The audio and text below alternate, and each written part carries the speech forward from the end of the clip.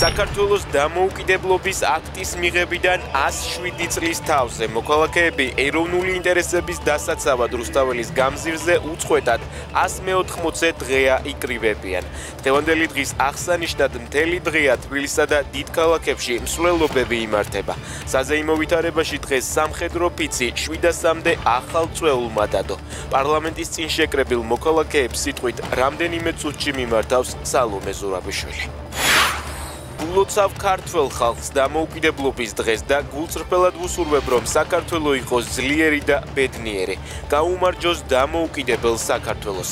ვლოდიმერ ზელენსკი ქართველ ხალხს დამოუკიდებლობის დღეს ქართულ ენაზე ულოცავს.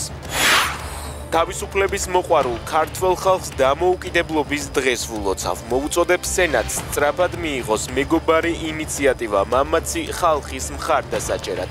წერს ჯო უილსონი. ევროკავშირი პარტნიორებთან ერთად რუსეთის წინააღმდეგ სანქციების კოორდინირებულად გამოყენებას აპირებს, მათ შორის ამერიკის შეერთებულ შტატებთან ერთად. განაცხადა ევროკავშირის უმაღლესმა წარმომადგენელმა საგარეო საქმეთა და უსაფრთხოების პოლიტიკის საკითხებში, კაია კალასმა.